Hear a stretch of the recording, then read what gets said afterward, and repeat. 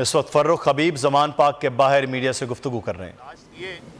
یہ انسانی حقوق کی خلاف ورزی کی انتہا کر دی انہوں نے۔ اس پی ڈی ایم کی جو موجودہ ان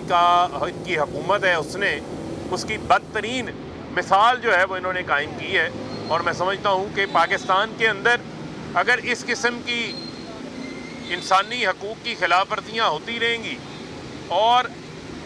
آئین اور قانون کی عملداری جو ہے وہ قائم نہیں ہوگی تو پھر جو ہے وہ عام آدمی، یہ تو ملک کے سینیٹر ہیں، قانون دان ہیں، سابق وفاقی وزیر ہیں، جانا پہچانا نام ہے، یعنی ایک 75 سالہ بزرگ کے ساتھ،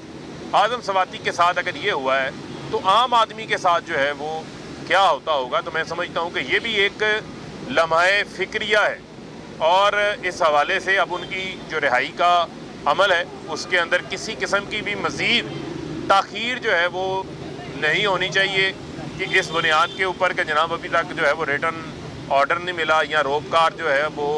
جیل میں نہیں پہنچی، لہٰذا اس کو بھی میک شور کیا جائے کہ ان کی رہائی جو ہے وہ ضمانت کا فیصلہ آ گیا ہے وہ آج ہی ممکن ہو، اس میں کسی ٹیکنیکل گراؤنڈ کے اوپر جو ہے وہ کسی قسم کا ڈیلے نہیں ہونا چاہیے۔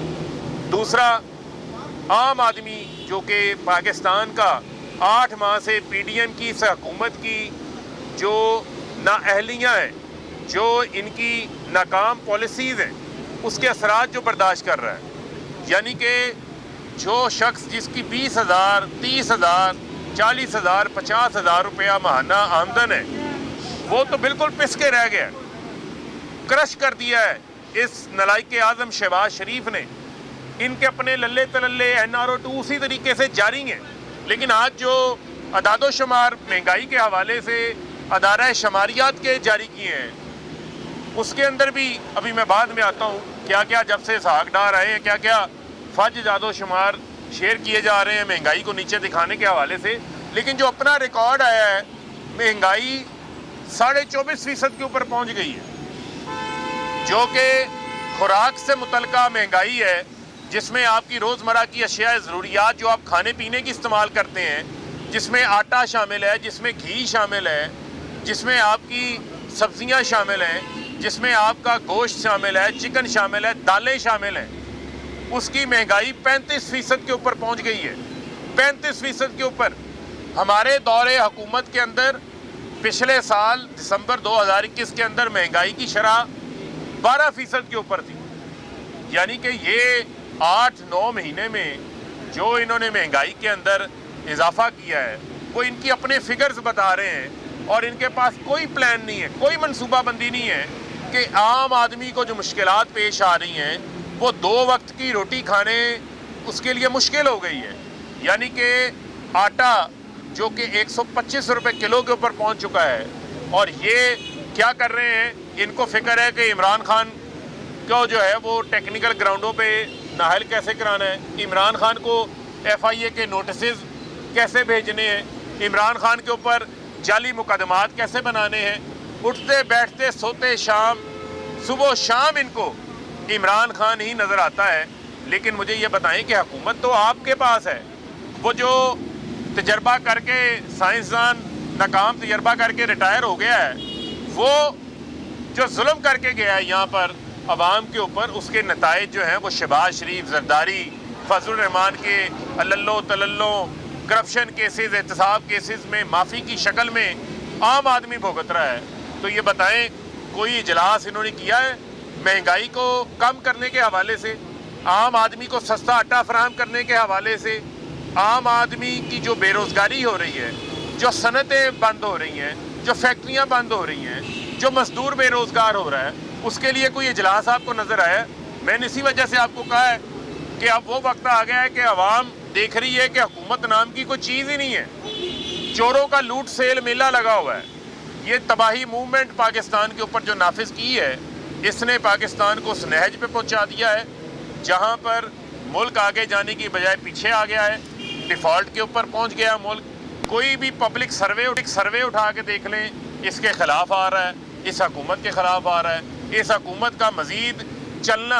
اس حکومت کا مزید وقت دینا پاکستان کی عوام کے لیے بہت مشکل ہے، لہذا کل ہم وائٹ پیپر جاری کرنے جا رہے ہیں، इकॉनमी के ऊपर जो इन्होंने मुल्क का हशर नशर किया है, उसमें मैशियत दान जो एक्सपर्ट्स हैं उनको भी बुलाया गया है, वो भी आएंगे। इमरान खान साहब भी जो है वो उस सेमिनार से जिसमें इस वाइट पेपर को लॉन्च किया जाएगा उससे जो है वो ख़ताब करेंगे। और मुल्क की मैशियत को हवाले से अगर तहरीक इंसाफ को अवाम दोबारा इक़्तिदार में लेकर आते हैं, जो कि सिर्फ इंतखाबात के ज़रिए मुमकिन है, जो फौरी इंतखाबात के ज़रिए मुमकिन है, किसी टेक्नोक्रेट सेटअप के ज़रिए मुमकिन नहीं है, वो हो जाते हैं, तो हमारे पास पूरा प्लान है कि हम पाकिस्तान को माशी तौर के ऊपर ये जो चैलेंजेस हैं, इन चैलेंजेस से कैसे बाहर निकालेंगे, आम आदमी के लिए किस तरीके से जो है वो आसानियाँ पैदा करेंगे। कल इस हवाले से इमरान खान साहब भी अपना लाहा अमल जो है वो कौम के सामने रखेंगे। जी मुसर्रफ जी, बिस्मिल्लाहिर्रहमानिर्रहीम। जैसा कि फ़ारूक भाई ने बताया कि कल इंशाल्लाह हम वाइट पेपर तो इनके जो काले करतूत हैं उनके ऊपर हम जारी करने लगे हैं, लेकिन एक वाइट पेपर अवाम रोज़ाना बद्दुआओं की शक्ल में, और इस मुल्क का गरीब तरीन तबका भी, इस मुल्क का इंडस्ट्रियलिस्ट भी एक वाइट पेपर रोज़ाना जारी करता है जो इन मुल्क दुश्मन अनासिर के मुँह के ऊपर तमाचा है। ऐसा तो कभी पाकिस्तान के ऊपर जब जंगें मुसल्लत की गई तब भी नहीं हुआ। आप 65 की वॉर देखें, आप 71 की वॉर देखें, उसके बाद भी इकॉनमी की ये हालत नहीं थी जो इन चोरों के मुसल्लत शुदा टोले ने करके रख दी है। और इनका ये पुराना वतीरा है। आज इनका एक गुंडा, एक गुल्लू बाट और एक इनका सस्ता, मैं तो कहती हूँ सहूलतकार, लेकिन जो कौम और आवाम के ऊपर भारी पड़ता है कब्ज़ा माफिया की शक्ल में जावेद लतीफ़, वो जिस तरह से इनका ये पुराना वतीरा है कि ये इदारों को, और सही जब भी फैसले आते हैं चाहे वो अदलिया की तरफ से आए, तो ये डिफेंसिव करने के लिए फ़ौरन ही अगर फैसला हक और सच पे मबनी आए तो ये नथी कर देते हैं।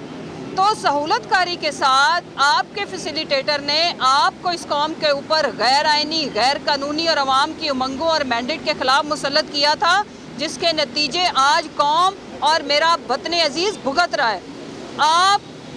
तारीख की ये स्याह धब्बे कभी अपने चेहरों से मिटा नहीं सकोगे, चाहे वो अरशद शरीफ की शहादत हो जिसके ज़िम्मेदार तुम और तुम्हारी पार्टी और तुम्हारी वो कनीज़ है जो छोटी सर्जरी के सिलसिला में बाहर बैठी है। उसे कहो वापस आए, अपने अब्बा जी को भी लेके आए, मैदान लगा हुआ है। भागते क्यों आप लोग? आप मुल्क से भाग जाते हो, चोरी का पैसा लेके लूट के, आप अदालतों से भाग जाते हो, झूठे एफिडेविट दे के, आप इलेक्शन से भाग जाते हो। आवाम का सामना करने की औकात और जुर्रत नहीं है। लेकिन एक बात मैं आपको बताती चलूं, तुम भाग लो जितना मर्जी, जहां तक मर्जी तुम्हारी दौड़ है, भाग लो। इस्लाम तहरीक इंसाफ के रहनुमाओं की मीडिया से गुफ्तगू इस वक्त आप ज़मान पाक के बाहर देख रहे हैं।